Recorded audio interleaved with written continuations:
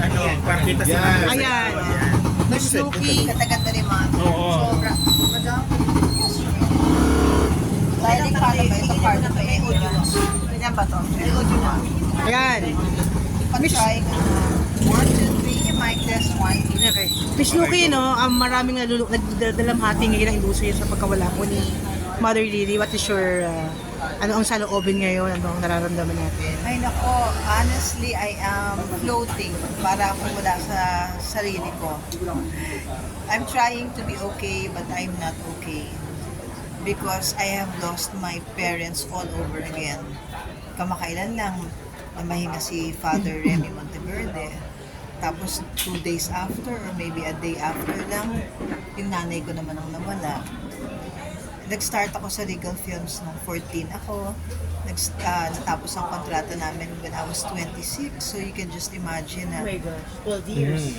half of my teenage years were spent with Mother Lily Monteverde and Father and the whole Monteverde family. So I know that they would not mind if I say that yung pagluluksa ng aking mga adopted brothers and sisters, namely si Meme, si Rosel, si Dondon, si Winnie, si Goldwyn, ganun din yung pagluluksa ko, ganun din yung depth ng pain sa akin talaga. I'm just trying to be okay, but really I am not okay.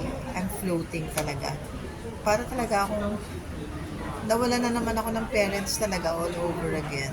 I never expected kasi for this to happen. Ano po yung mga fondest memories mo kay Mother? Naalala mo? Too many to mention eh, but siguro one that is striking talaga is yung nung time na I went into a deep depression, tapos nagloka-lokahan ako at that time because I just had a bad breakup with Albert Martinez at the time. Tapos 1 year ako nagkulong. And then itong si Mother talagang almost every day, no exaggeration, nasa labas siya ng sala, sa room ko, labas ng room ko. Nasa sala area namin siya. Minsan natutulog na si Mother doon just for me to snap out of my depression. Okay. For 1 year yun, nagdadala siya ng food. Sila ni Tita Inday Badiday, hindi ko makakalimutan yon. Tapos she would offer me to go to the States, to go to Hong Kong, just to get me out of that doldrum. Oh, wow. And I'm so thankful up to this moment and forever na si Mother ang nasangkapan ng Panginoon para ako mag-survive. Yung mga time na yun, hindi ko akalain na masusurvive ko. Kasi di ba when you're young and you're in love, first heartache mo, first breakup mo, feeling mo parang yun na yung katapusan ng mundo mo. Pero si Mother din yung tumayong second mom ko talaga na, fight, you can do this, let's pray. She has always been like my mom, a second mother to me. Ano po yung mga advice na hindi nyo makakalimutan binigyan niya sa inyo na-apply nyo sa buhay niyo, nakatulong na malaki sa inyo? Yung advice ni Mother, si Mother with all her, yung kalok-kalokahan din ni Mother na masayahin siya, kalog-kalog. Meron siyang very serious side. At ang tinuro sa akin ni Mother, una sa lahat, pinagagalitan niya ako nung bata ako na when I was being, I'm sorry to say, but when I was being a bit unprofessional, yan talaga tinuro sa akin ni Mother na mahalin mo ang trabaho mo, maging professional ka sa ginagawa mo, and it will love you back.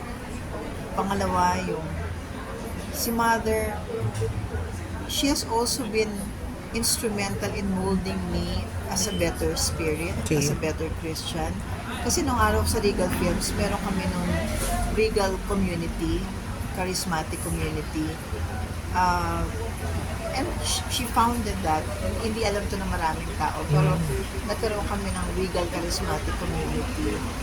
So, ang dami. Talagang siya, typical na nanay sa amin lahat. Hindi lang naman sa akin, kay Inay, of course, kilala natin kung sino yun, si Maricel Soriano, kay Dina, kay Aiko, kay Janice, kay Nadia, kay Gretchen.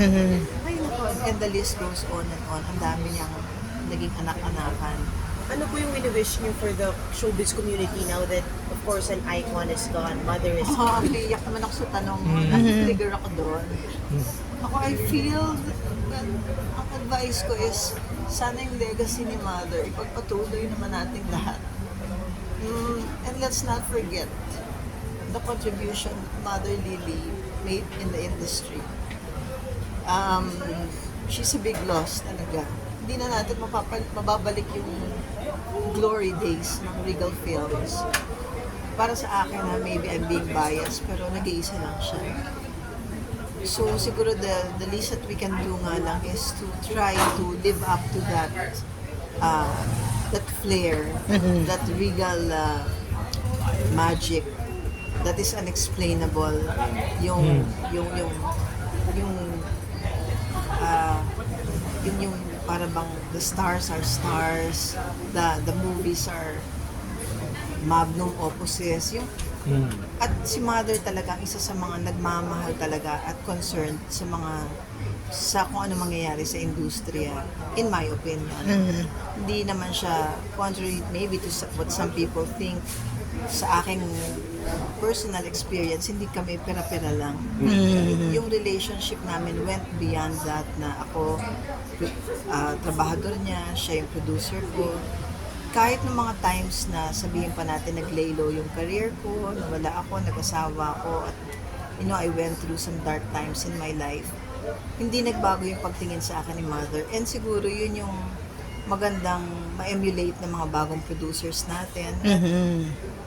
Yung wag mawawala yung puso ba, na at the end of it all, hindi tayo dito sa industriya para lang sa pera, kundi nandito tayo above all else to love each other, to help one another up, to lift one another up, and to do the best we can to make this industry survive.